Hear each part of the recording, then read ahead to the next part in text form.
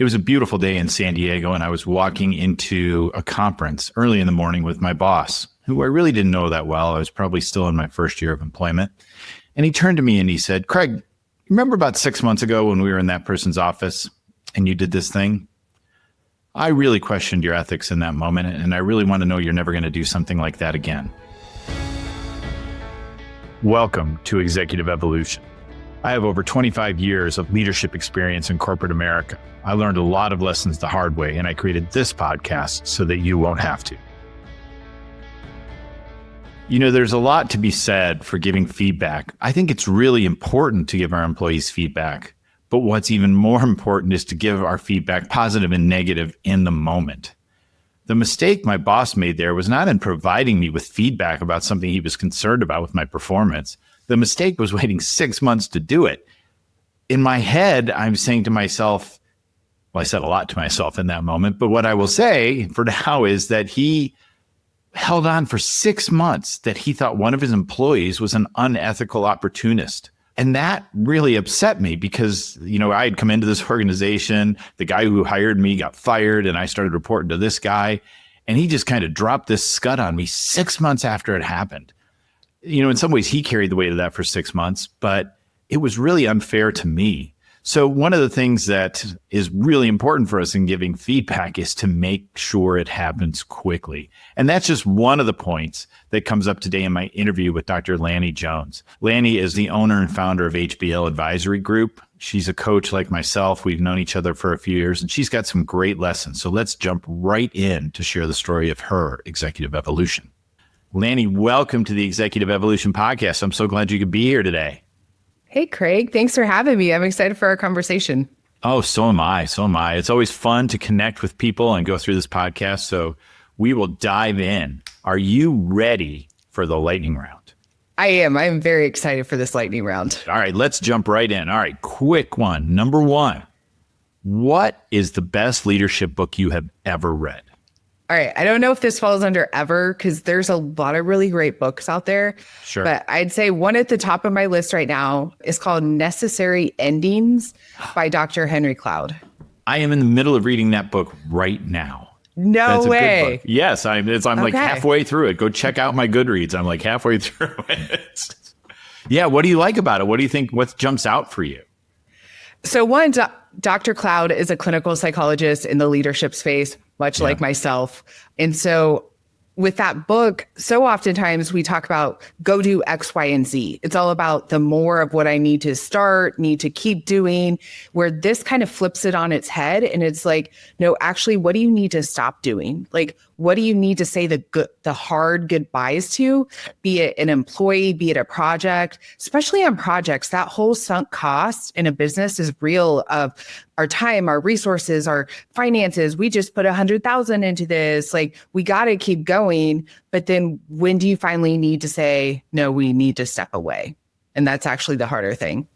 It is. And I think there's two is just kind of the mental cost, right? There's obviously all the financial costs, but some of these things just suck you dry mentally. And I love the idea of the book. And it wasn't like revelatory to me, but it's just reinforcing to me that, you know, it's okay to say, gosh, you know, we tried.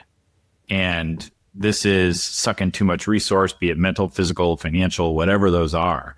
And then we just have to kind of say enough. And so I love that the book kind of gives you permission for that. Yeah. It just kind of brings back up to the front of the mind. Like you know these things, but then it's like, oh yeah, like I need to be doing these things. Oh yeah. And with people you're talking to kind of in your work, how much do you see people needing to be reminded of that? I think quite frequently, because it's just the natural go-to is the doing. Yeah. And then it's the endings that are actually hard. And I also too think just like, this is like the 30,000 foot like cultural view on this, but we really don't talk about how to leave or end things well.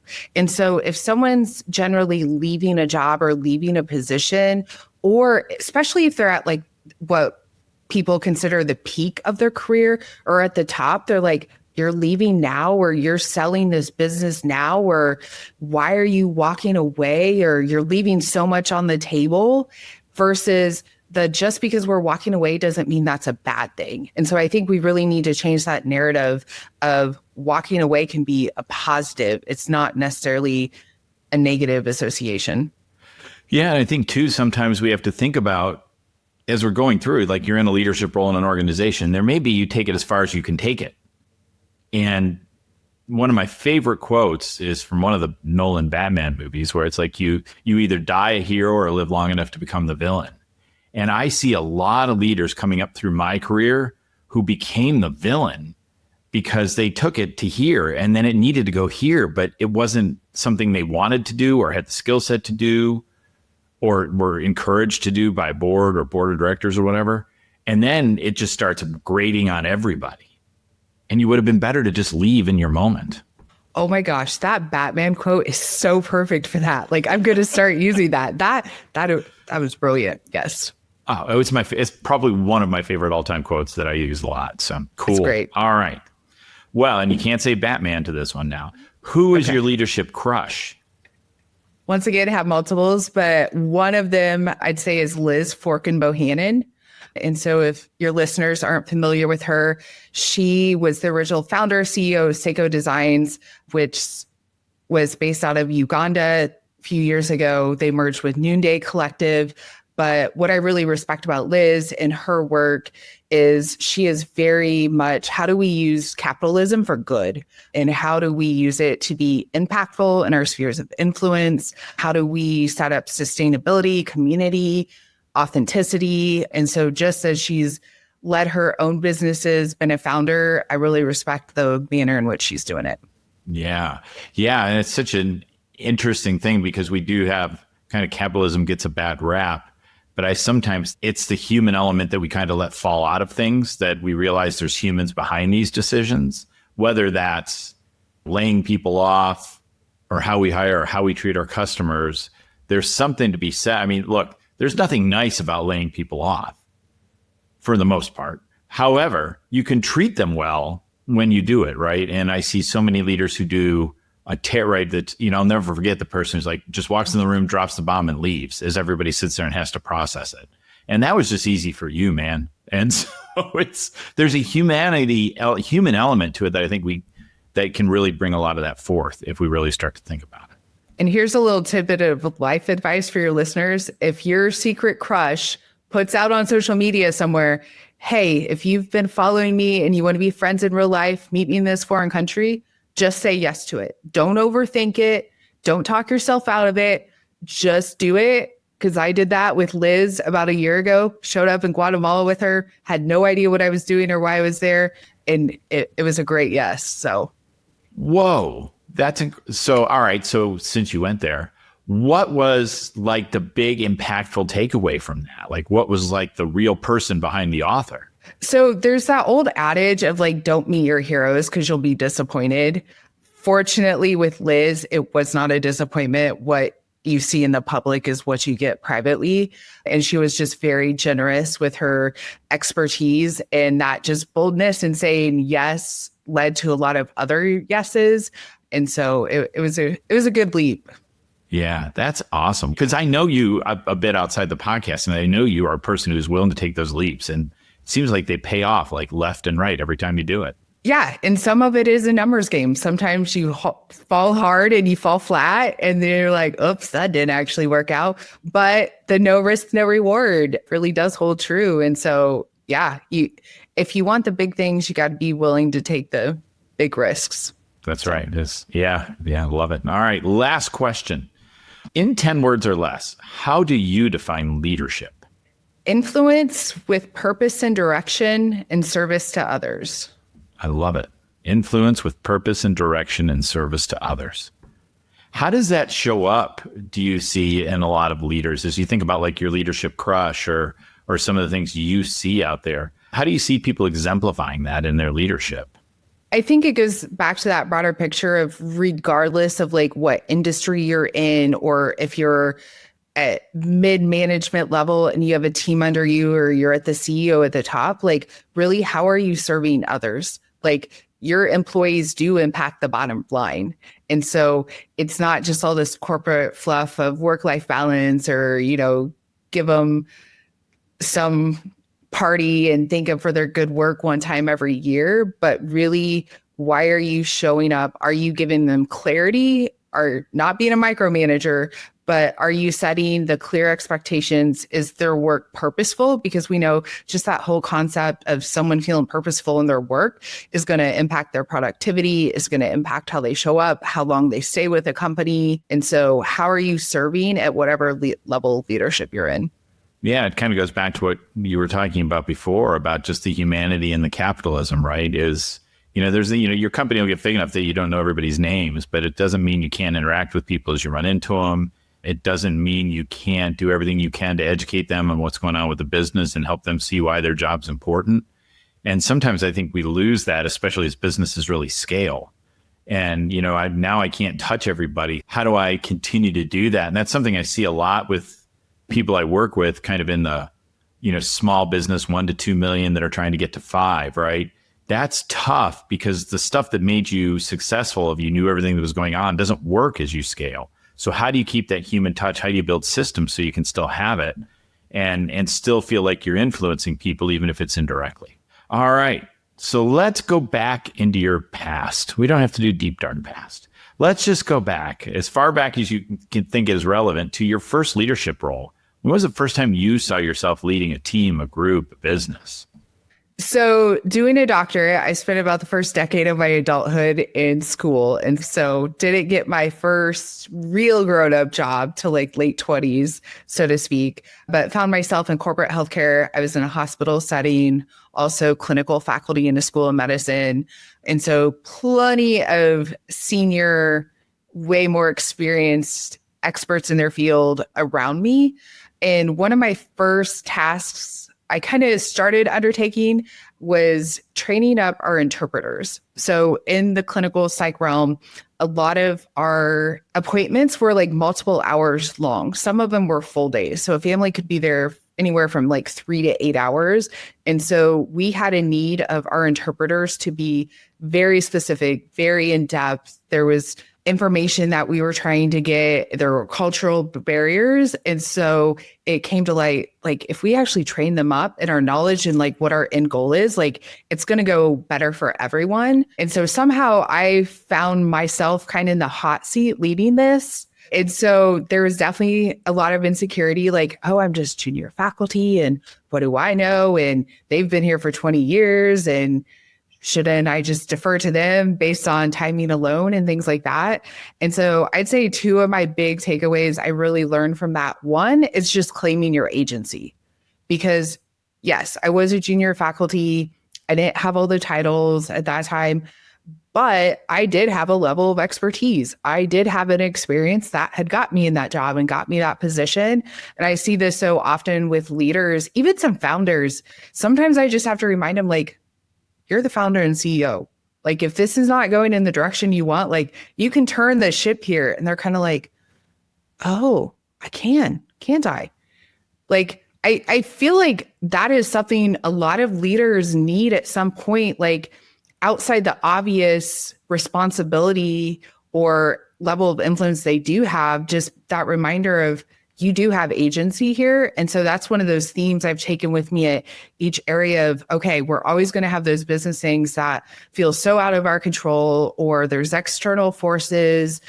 But oftentimes, more times than not, we do have more agency in a situation than we're actually acknowledging. Yeah. And so, boy, so much to unpack in that. Is one is kind of in that junior faculty role, right? You may not have title authority, but, leadership isn't necessarily just because you have a title or a paycheck. I can remember there's a really weird time when I was an interim IT director, which that should never be a role that I do, because I'm just like, turn it off, turn it on. Anyway, we had brought a consultant in who could help me with them because it was just that I didn't necessarily understand everything. And one of the guys was sitting there one day and he goes, oh, I'm trying to get all these policies about this, and this done. And I don't have it because I have this lousy title. I can't get anything done. And the consultant, this guy named Nick, who's a great guy, he just lights into this guy. And he's just like, that is BS. You don't have to have a title to lead. You can be influencing this organization, and not your title's not what's wrong. It's your effort that's wrong, which was pretty exciting. But I don't think we have to necessarily be that intense about it. But the reality is, right, leadership can happen at all levels of the organization by how you show up every day and how you, like you said in your definition, how we influence the people around us. Yeah. And I think oftentimes we're waiting for the permission. We're waiting for permission to lead without the title. And a lot of that can stem, getting a little psyche here, in those limiting beliefs or the script you're telling yourself of, oh, I don't want to overstep my bounds, or I don't want to do too much of this or come across in this way. But yeah, at the end of the day, that usually with our bosses of just taking ownership, leading without the title speaks a lot more. Yeah, no, 100%. And then, the other thing you said that I think is really interesting, and I see this a lot myself, and maybe you see this, as you said, right, is these people who own the businesses or the CEOs, and they forget that they can actually tell everybody, what to do. And I think especially when you're at the top, right, it's a lot of it's just directional stuff, right, and casting that vision. And sometimes you have to pivot the vision to where we're going. And sometimes you forget it. I think the mistake I think leaders make is, well, I don't know what they're doing all day, so I can't tell them what to do. Well, nobody expects you to know what everybody does all day. But you can set the vision and the direction, and that's 100% in your purview. But it gets into like the sunk cost. Well, we were talking about before, well, I've already sunk into this. I can't stop. And that's not true. You can really move the organization forward and bring them along with you. I think some of that I see with founders just get so overwhelmed if culture isn't in a good spot. And so it just feels like, where do I even start with this? How can I even do this? And so it's like, it's too overwhelming. I can't even change the ship type of thing. Yeah. Yeah. And I wonder in your work with founders and given kind of your background, what are the things that I always see leadership as kind of this really, it's a burden. It's great. There's lots of great things, right? But it can weigh a lot. And when you're making decisions like that, as the business grows and you realize kind of, hey, this decision I'm going to make influences the livelihoods of 20 people or 30 people or 100 people. Or, gosh, when I was at Chase, I thought of Jamie Dimon. How do you rest at night when 150,000 people's jobs rely on your decisions? How does that weight show up a lot, do you see in your clients? Like, where does that kind of start to hit people? Yeah, I think it's a whole spectrum. Some have been in business for too long and haven't exited and have lost that touch, have gotten so caught up in the numbers game, they've lost the human components. And then, we have the far other side then of it's just suffocating literally to them. And they are not sleeping, they are not eating because they have ulcers and all the extremes of it. And so it goes back to, I think, really that healthy view of agency of both internal and external control. Because there's always going to be that tension of the two of you can do everything in your power to set your team up for success, to set your business up for success. And then a global pandemic hits out of the blue, or supply chain issues or natural disasters, all these things. And so not having, I think also too, and we saw this a lot of COVID, was that toxic positivity. That is just not helpful to people, of not acknowledging the heart of the moment. But I really think it goes back to that tension piece of how do we hold the tension of both what can I control? How can I show up for my team? How can I serve them well? Versus there's always going to be these unknowns out there. Yeah. And I think one of the things in those kind of extreme circumstances too, there's this desire for action in crisis, right? That I have to do this big thing. And there's something you were talking about earlier, I think about this too, as businesses grow, you build all these kind of cultural things. And you have to really ask yourself, are these really sustainable over time and at scale? And I would think I've seen a lot as we've gone through COVID and some of these other disasters, these leaders who come out and they make these big pronouncements because it feels good in the moment. And then 2 years later, you're kind of burdened with this thing. So along with kind of that internal and external locus of control, some of that locus of control internally is realizing, I have to really think through what I'm talking about here. Even though I'm in this urgent moment, I need to maybe not react strongly to that and instead just be the steadying influence of we're evaluating all this. We're taking a look at it. We're plugging every hole we can right now. But the long-term decisions that have to be made with interest and time and thought. We can't just go. And I think we have this cultural thing that's just no, success is go, go, go. and we have all this pressure to go, but we don't always have to go fast, I don't think. I mean, maybe you see it differently, but I'm not sure that's necessary all the time. Sometimes you need to go fast. Sometimes you need to put the brakes on. One company I've worked with that came to mind when you were saying all that was I worked with a couple of execs, and one of their top execs in a very public realm had put out a statement of, hey, yeah, things were tough initially with this reorg, but we got going and here we are and we're thriving and we're doing great. Well, that was not the mood of the entire team behind the scenes. And so the fact that you have your outward facing leaders saying how great everything is now, and most of your team is totally feeling taxed and overburdened and just totally burnt out and everyone's searching for other jobs, like that in and of itself was damaging. And so that just, if you don't have the answers, sometimes that literally can be as powerful of saying to your team of, I don't have the answers now. We're going to figure it out. And I know everyone wants confidence in their leader and they want the poise and they want the control, but there's still a way to say that though, to connect with the humanness and be in community of who you are leading, regardless of how big that is in your company. Yeah, I think something that happens with that toxic positivity is you feel like, oh, I got to keep everybody going and motivate everybody. But sometimes as you were saying, right, when you're doing that, it comes across as you don't realize what everybody's trudging through right now. And if you don't acknowledge the very real difficulties, if you think of like the Stockdale paradox, the guys who didn't make it out of that POW camp were the ones who were relentlessly positive. It's going to happen tomorrow. We're going to get out the next day. And it's exhausting versus I believe this will end positively for us. However, it's really hard right now, and we need to deal with what we're dealing with this difficulty and not just blow a bunch of people's smoke that everything's great. And that's hard because I think your gut tells you, oh, I got to keep everybody going and motivate them. Yeah. And so holding the space, so to speak, for that tension, for the hardness, because it's not an either or, it's a both and. And so how do I just show up and acknowledge, wow, this is really hard. Wow, we don't have all the answers here. Yeah. Yeah. So going back to that first leadership role you had, so you're in there, you're junior, you're really leaning hard into influence because you don't have title and authority. How did it all kind of play out? What did you learn through that process?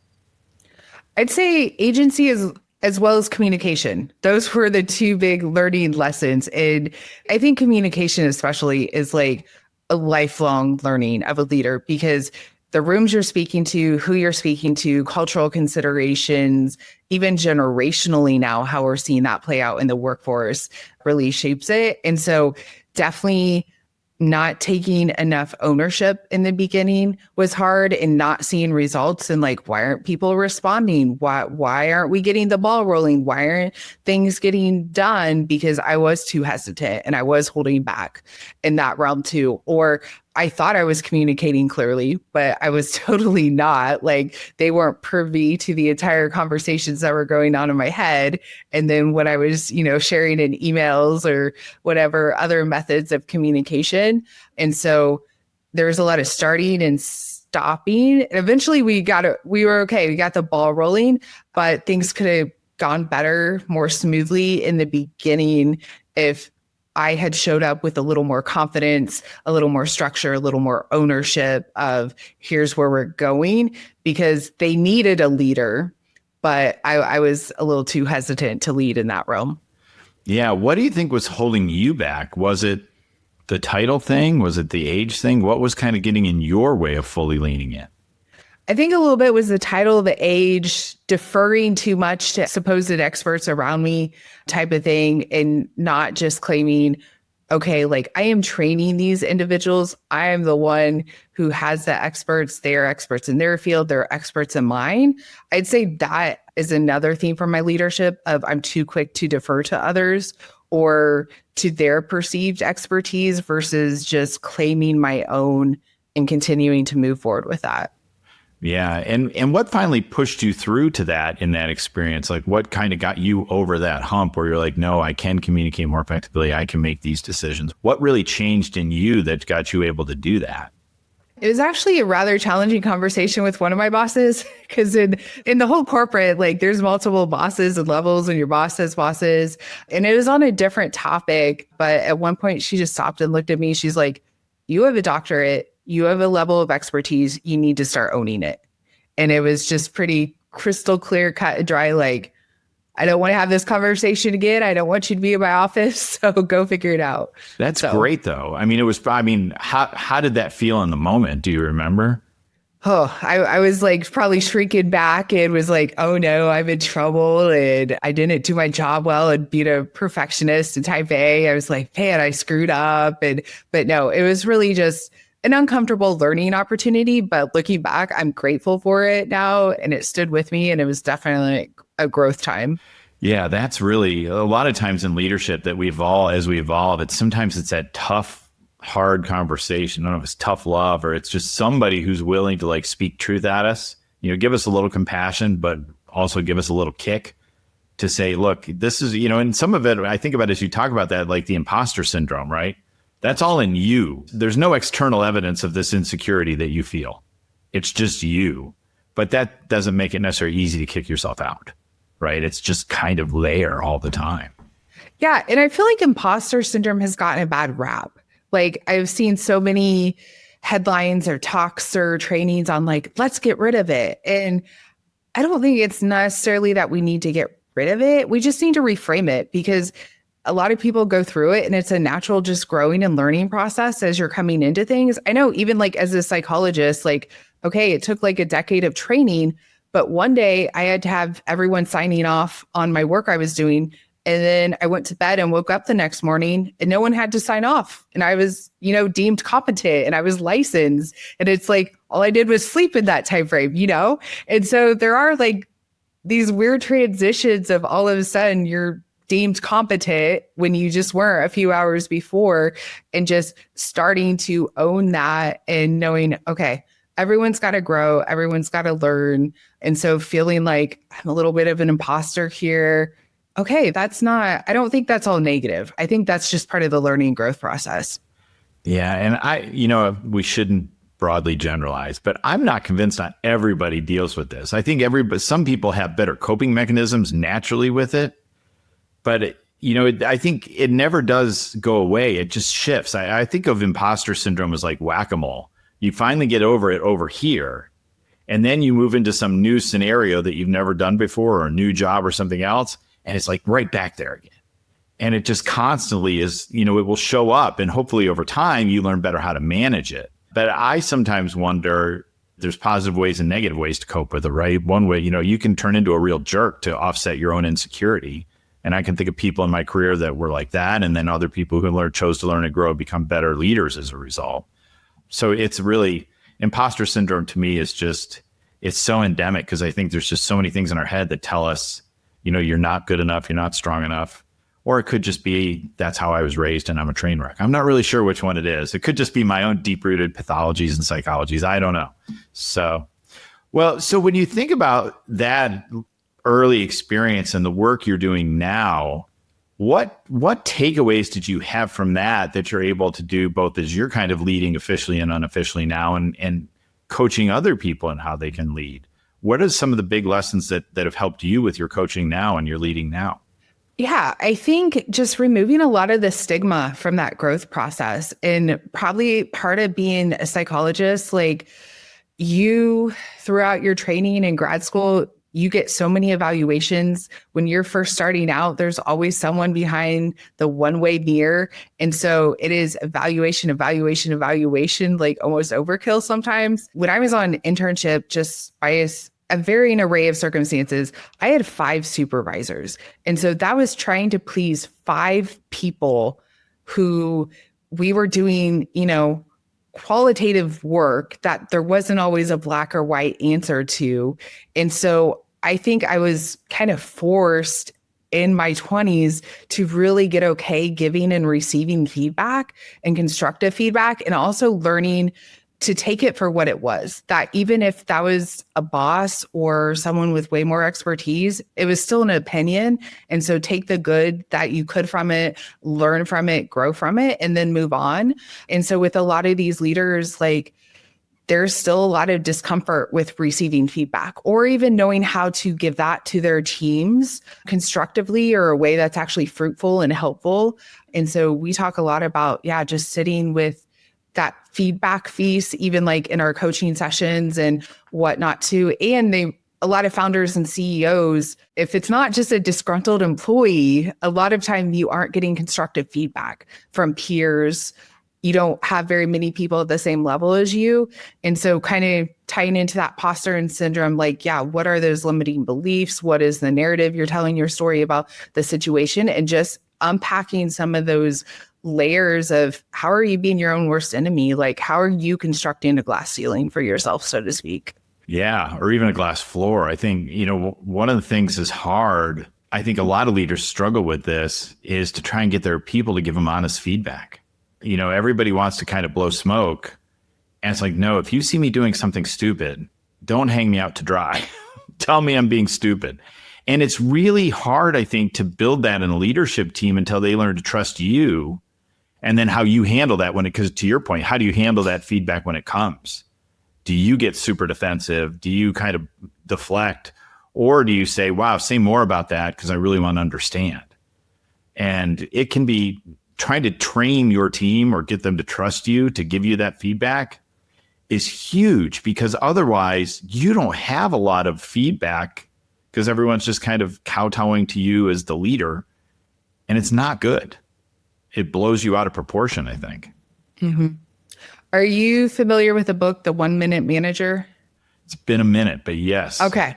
So anyway, it's really short. It's only like 90 minutes on audiobook, but that is oftentimes a starting point. I'll start with leaders at a lot of levels because it's at least super quick to the point of, just like you were saying, in the moment, you need to be giving them feedback. Like if you are waiting a year and telling them, on their yearly review, the moment's gone. Like you shouldn't even bring it up. And so there's just so many basic principles in that to get started of giving immediate feedback, establishing that trust, just working on that cultural piece of this is how we do it. We give feedback to each other is a really helpful place. That's great. No, I love that. And I know lots of stories about that probably that I've done too, but have done to me. And it's really hard when you get that feedback 6 months later and you're like, I've been doing this for 6 months and you've been letting me go. Well, Lani, if you could go back in time to yourself or one of your clients in those early leadership roles, be it just where you're in a position of influence or you have that title and authority, what's the one piece of advice that you would give that person or your younger self that would make the road a little bit easier? I would probably say don't be so defensive, because part of my just perfectionist tendencies and nature of, oh no, I screwed up. And so being able to better receive feedback, and actually I'll take one of my other crushes here is Ted Lasso. And there are some really key moments in that series where he's receiving some hard feedback and he just does it without such defensiveness. And it totally makes the other person drop their guard.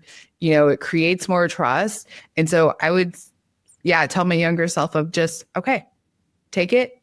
Just because you hear it doesn't mean you have to embody it, because sometimes, it's not helpful. It's not actually about you. It could be saying more about the person than yourself, but just to create that disarming experience. And that can be a really fruitful way. And I wish I had learned that a lot earlier. Yeah, it's a tough one for sure. Well, Lani, if people want to continue the conversation, learn more about you and your business, where can they find you online? Yeah, they can head to drlanijones.com. They can reach out to me and communicate that way. Also, if they want to start diving into some of these bigger questions they're asking and about their leadership, there's a starter kit on there too. But that's the great way. Sounds great. Well, we'll drop links to all that in the show notes. Thank you for coming on and sharing the story of your executive evolution. I really appreciate it. Thanks for the conversation. Lani, thanks so much for a great interview. There's so many pieces that you can pick out of there, so many things that are great lessons for us to talk about. But as always, I want to break them down into the 3 areas of leadership: competence, competence, and calm. In the area of competence, the thing I opened the show with, feedback should be immediate and constructive. It doesn't matter if it's positive feedback or negative feedback. It has to be immediate, and we want it to be something that helps our teammate or employee grow.